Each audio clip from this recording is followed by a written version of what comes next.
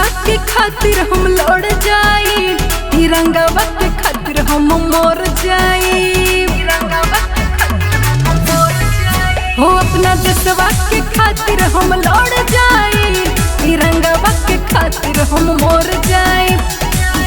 हमर देशवा के है तो सन बाटे हो,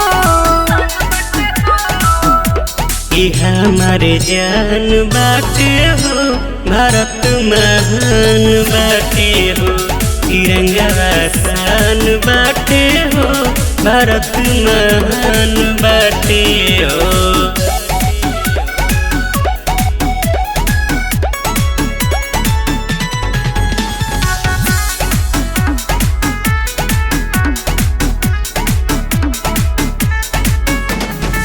देशवा के कोना कोना भारत माता गूंजे, देश के भक्त सब तिरंग में के पूजे। कतना भइल बाड़े में कुर्बान हो, जीते जी गइल बाटे कतना के जान हो।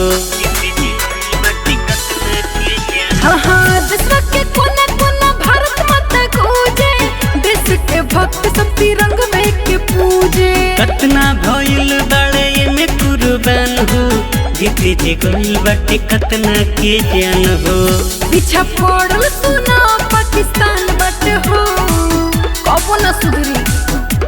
ई हमारे जान बाटे हो, भारत महान बाटे हो, तिरंगा शान बाटे हो, भारत महान बाटे हो।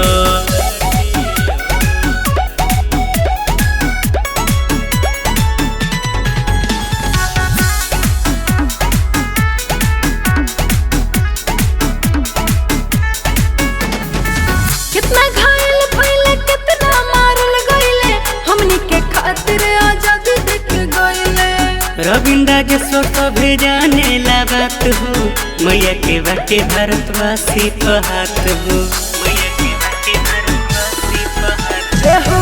कितना घायल भइले, कितना मारल गइले, हमनी के खातिर आजादी दे के गइले। रविंद्र के स्वत भेजाने ला बात हो, मैया के बाटे भारतवासी तो हाथ हो। हमर मटिए त सोना के खान बाटे हो, हर बुझलो। ई हमारे जान बाटे हो, भारत महान बाटे हो, तिरंगा शान बाटे हो, भारत महान बाटे